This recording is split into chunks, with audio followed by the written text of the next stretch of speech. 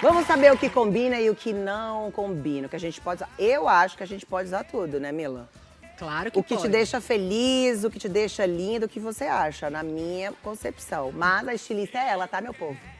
Eu acho assim, não existe mais isso que não pode usar, né? Hoje em dia a moda, ela já está muito alavancada em relação às regras da moda. Não tem mais regra. Desde que você ache o seu estilo próprio, isso é o mais importante. Você se identificar e você estar bem vestindo o que você gosta, né, Gi? Às vezes a gente fica tão preocupado, né? Em tem que seguir a tendência, a moda. E não é isso, né? É você encontrar o seu próprio estilo. Exato, porque a tendência existe realmente, isso é fato, né? Agora não adianta você ficar printando as tendências de que está usando, e depois você printou, você vai comprar, colocou no corpo e não está bem vestida, não está se sentindo bem, não adianta nada. Você tem que se sentir bem, linda e maravilhosa. Isso é a primeira regra, tá? Isso é das primeiras regras que você tem que seguir. Muito bem. Vamos colocar no telão então? Ó, a primeira é pantalona.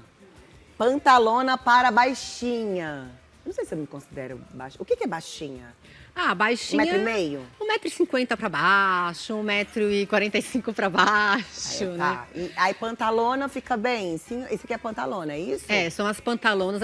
Realmente, esse é um dos mitos maiores que existe na moda, né? A pantalona é uma calça que já faz mais ou menos ali uns 15 anos que foi lançada. Tá. E ficou. Não é aquela calça que chegou e passou. Não virou. Era uma tendência que já realmente virou proposta na moda. Tá. Então, as baixinhas, já não posso usar. Mas aí eu vou dar umas dicas para vocês de que realmente favorece e não favorece, né? Você vê que na primeira imagem... Pode usar tudo, mas é o que te favorece, É o que entendeu? favorece, Tá. porque a gente também tem que entender. Não adianta também você, Gi, colocar uma pantalona que vai ficar arrastando a barra. Sim. Esse é um dos primeiros truques que a gente tem que saber usar na pantalona. Tá. A pantalona, ela tem que estar ali rente ao chão. Essa é a primeira regra. Tá. Uma das coisas que mais me irrita, eu que sou especialista em calça de alfaiataria, é quando a mulher, ela pega uma calça de alfaiataria, até mesmo uma jeans, e deixa ali a barra, vai andando com tênis ou com sapato, seja o que for, e a barra fica ali Vai batendo, limpando todo mundo. vai limpando. Não, acho que isso é um pouco de desleixo. A gente tem que realmente deixar a barra. E a pantalona, como é uma peça mais ampla, ela realmente tende a achatar ou alongar. Então, a baixinha, ela pode sim usar a pantalona, desde que ela... Olha lá, primeiro look de rosa, né? A de rosa. Esse é a pantalona. Essa é a pantalona. Você vê que a cintura está mais alta. Tá, então a cintura mais alta também dá uma afinada, vai. Além de afinar, ela te alonga a silhueta. Tá. E você vê que aqui ela tá com a cintura alta, mas ela tá com um croppedzinho branco na altura da cintura. Isso também valoriza a altura da mulher. Eu gosto também. Exato. Agora vamos olhar as duas outras propostas que tá com xizinho, ó. Que deve se evitar. Você vê que ela está com uma pantalona enorme, a barra da calça ali tá desproporcional, ou seja, não dá para saber se é uma pantacur, se é uma pantalona. Então, essa terceira eu gostei. O que tá errado aí? Então, a terceira, o que tá errado? É que a terceira, o que errou foi que ela colocou uma sobreposição. Essa sobreposição, Gi, ela vai ficar ali na altura abaixo do quadril. Então, uma peça já larga, com uma sobreposição, a tendência é achatar um pouco e não alongar. Como a gente tem que tentar entender as proporções, o ideal é que seja que nem um coletinho do lado direito lá, ó, que é um coletinho na altura da cintura. Então, já favoreceu mais a silhueta dela. Muito bem. Tá aí. Eu gostei. Eu gosto de cintura alta, mas também gosto da baixa. Gosto de ousar um pouquinho. Vamos para a próxima. A gente está falando também de pantalona para gordinha. Você vê que é isso aí. Eu sempre falo para as minhas clientes, quando eu vou fazer consultoria de imagem, minhas clientes assim mais gordinhas, que elas sempre me chamam e convidam exatamente para me mexer um pouco no guarda-roupa delas, né? E eu falo, primeira coisa que vocês têm que fazer. Primeiro pode usar tudo, tá? Que nem a gente sempre fala, mas mostra ombro, mostra decote, mostra nuca, mostra o que você puder mostrar. Não esconde, porque quando a gente esconde, além da gente aumentar mais o volume, a gente também fica, parece que a gente está ali escondida embaixo de alguma coisa, por Banca o trás de alguma look, né? coisa. Todo mundo tem que bancar o look. Tem que bancar o look, É isso. Então, ali nas duas propostas, ó, ela tá com uma pantalona também, cintura alta, que esse é o truque principal, seja para gordinha, seja para baixinha, seja para mais alta. E você vê que elas mostram o ombro, olha que graça. Agora, já as outras, o que houve? A mesma coisa da sobreposição.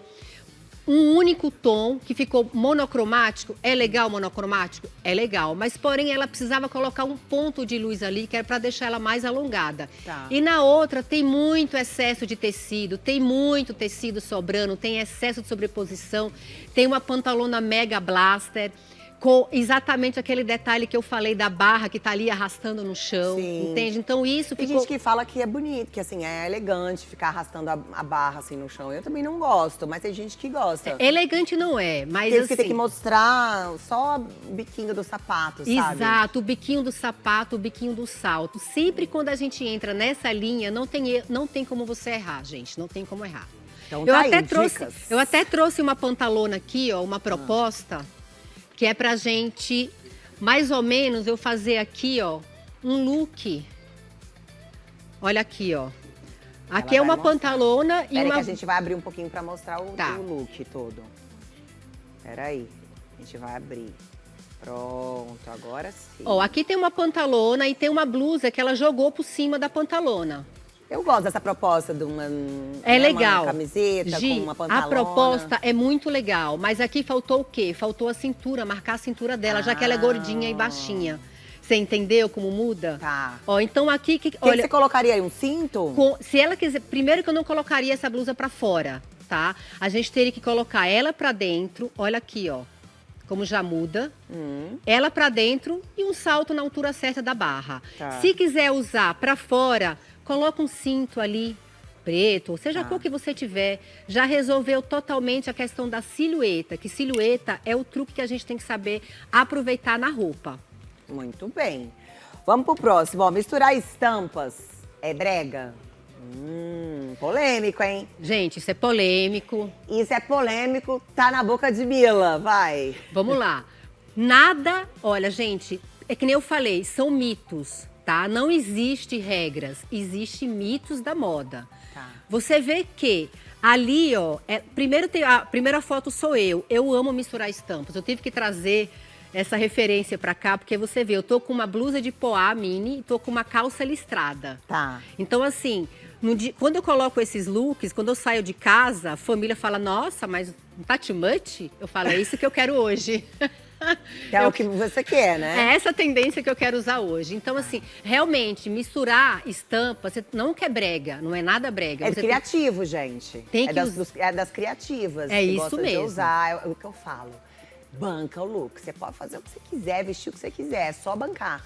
Agora, me chamou a atenção, por que esse tá errado, esse terceiro? Porque eu gostei da zebra ali com as flores. Olha, e o outro também. Exato. Olha lá, a zebra com as flores, aonde que tá errado, gente? Ali você... Encontre o erro. Eu vou falar pra vocês o erro. Quantas cores tem ali? Tem o preto e o branco embaixo. Tá. E tem, naquela camisa floral, tem um mix de estampas enorme.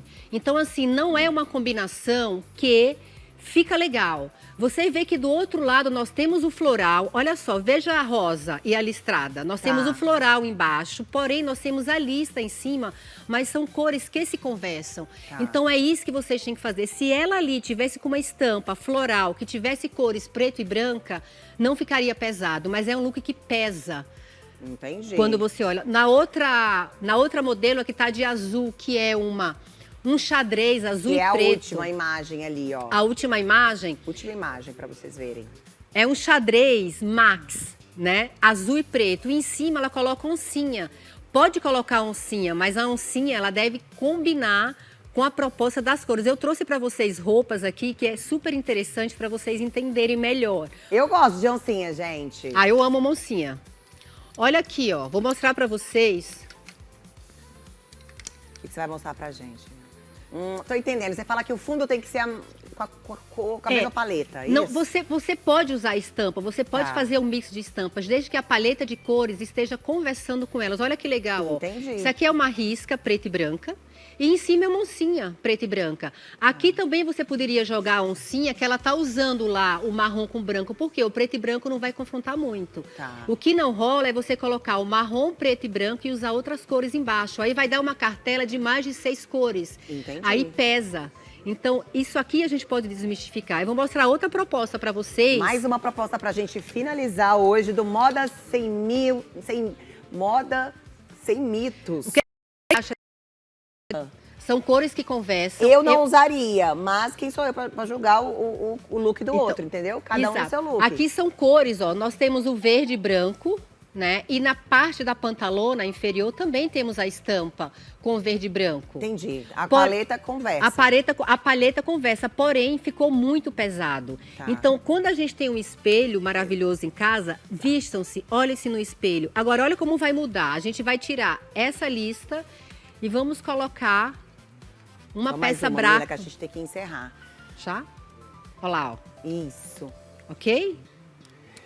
Moda Sem Mitos com Mila Chacon. Cadê a rede social da nossa estilista e consultora de moda e imagem? Tá aí o Instagram da Mila.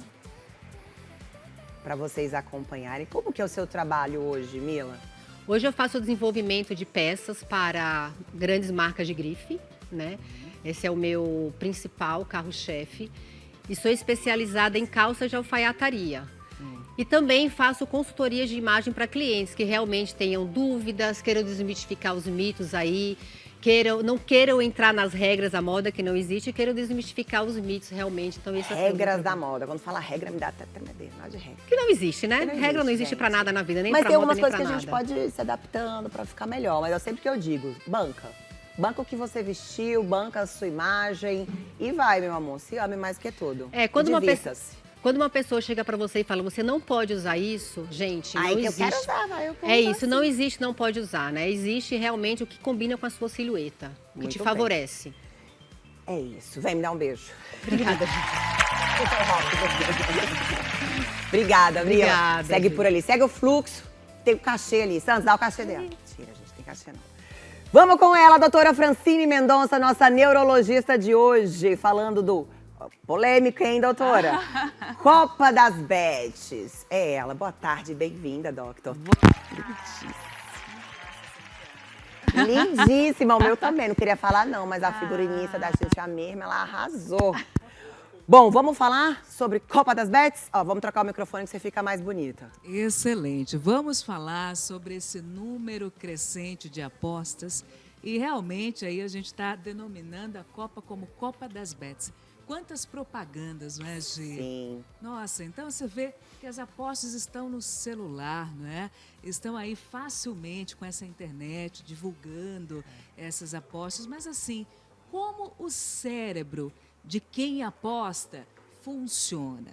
E quando essa aposta deixa de ser uma diversão e passa a ser preocupante? Então é isso que nós vamos abordar no programa de hoje. Então, roda a vinheta que a gente vai entender tudo, vai.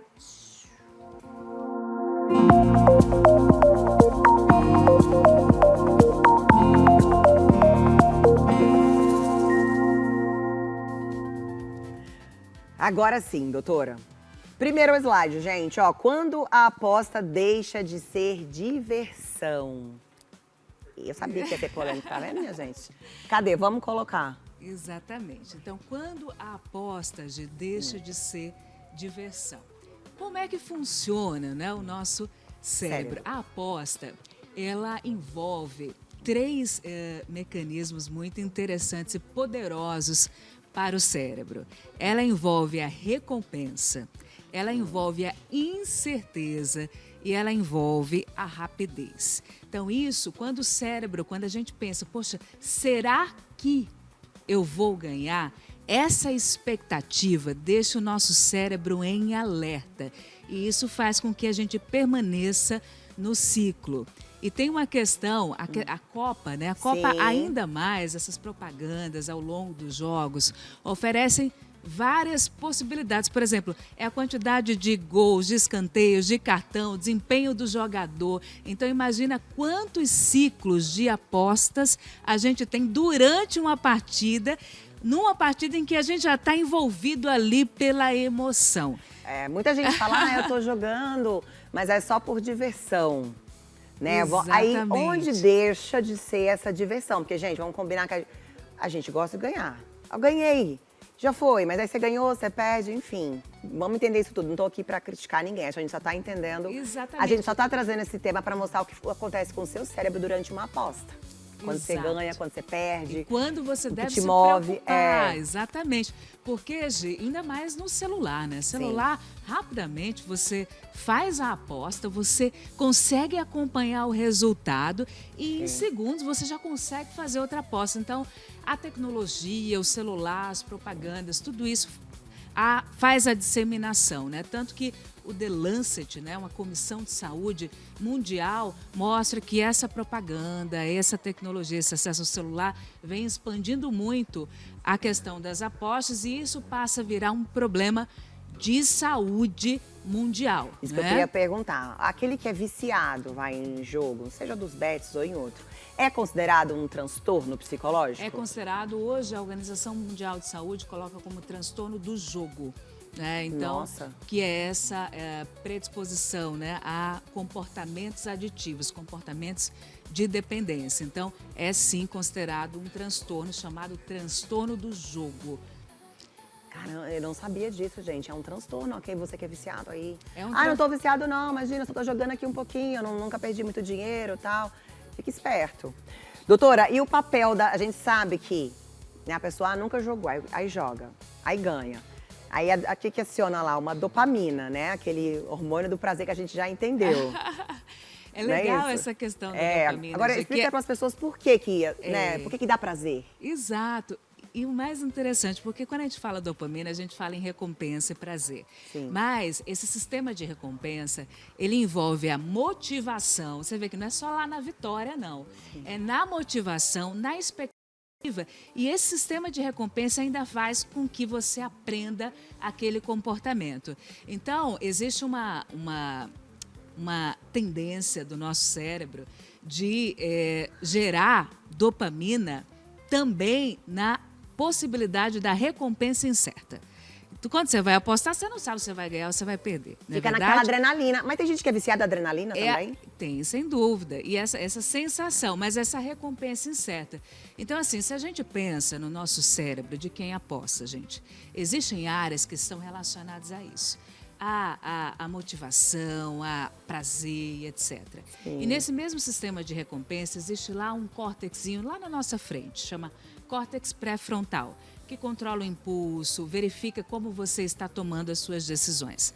Mas quando você entra nesse ciclo, por isso que a gente fala que não é só falta de força de vontade para sair. Por isso que é um transtorno, né? É um transtorno. Você tem essa área do seu córtex ali, que é responsável pelo seu controle, pela sua sensatez, pela sua tomada de decisão, ela fica mais fraca. E quem ali se sobressai é aquela área relacionada exatamente ao prazer, à motivação, à expectativa, etc. Então, não é necessariamente só a sua falta de força de vontade de sair disso. Existe uma modificação do seu sistema aqui, ó, cerebral. Uma parte funciona mais, outra funciona menos. E você fica nisso. Agora, doutora, por que quando a pessoa não acerta, mas ela quase acertou, ela não consegue parar e falar, poxa, não acertei, mas quase acertei. E aí ela tenta de novo. E Pois ela não é. para, entendeu? Exato. Esse quase acerto, Gi, poderia funcionar como uma derrota, enfim. Sim. Foi né? a gente quase foi poxa, para as quartas de final. Perdi. Se não fosse por um gol. Né? Ou então quase ganhei. Eu apostei 2-0, ela só fez 1. Ela quase fez o segundo. Mas o que acontece, Gia? A pessoa não sente assim, eu perdi meu dinheiro, foi uma perda para mim, não. Na verdade, ela traz isso como uma quase vitória. Cheguei perto, olha só, Gi. E isso também estimula o sistema de recompensa e faz com que a pessoa entre nesse ciclo. E o pior, existe aquela perseguição da perda. Você perde, você fica ansioso porque perdeu, você pensa assim, nossa, eu quase ganhei, e aí você quer recuperar, e aí você vai novamente jogar. Então, a pessoa entra na perseguição da perda, que isso é um circuito muito difícil de sair também. A gente tá? quase foi hexa. Se não fosse... Mentira, tinha muito chão ainda pela frente. Vamos pro próximo. Ó, as mudanças constantes. Eu quase acertei. Quase acertei. Pode reforçar a vontade, né? Exatamente. E eu quero agora os sinais, doctor. Os sinais que falam, olha, fica atento, você tá viciando, tá no transtorno já. Não fica falando, não, Só joguei um pouquinho aqui, não sou viciado, Isso enfim. é muito importante, talvez a parte mais importante do quadro que eu quero trazer para vocês. Então, Sim. antes disso, quando a Organização Mundial de Saúde coloca transtorno, são 3 características. Primeiro, quando você perde o controle Sim. de jogar. Então, você perde o controle de quanto vai colocar, do início, de quando vai ali fazer aquela aposta. Segundo, quando existe um aumento da prioridade em relação à aposta. Então, quando você passa a priorizar a aposta em relação a outros aspectos da sua vida. Por exemplo, você deixa de pagar aquela conta, você tinha só aquele dinheiro. Não, vou apostar aqui porque eu vou ganhar o dobro e aí eu pago a conta e ainda sobra um pra mim. Exatamente. É aí que mora o perigo. E terceiro, quando você continua na aposta, apesar dos prejuízos crescentes. Então, viu que tem esses 3 sinais, você pode estar dentro do transtorno do jogo, de acordo com a Organização Mundial de Saúde. E quando fica o alerta, G? Primeiro, quando você pensa em jogo com muita Tempo todo. frequência ao longo do dia, tá? Quando você passa a investir valores crescentes. Quando você passa a pegar aquele dinheirinho da conta, da alimentação, passa a jogar. Pega emprestado do amigo, né? Empréstimo. É. Quando você passa a pedir dinheiro emprestado.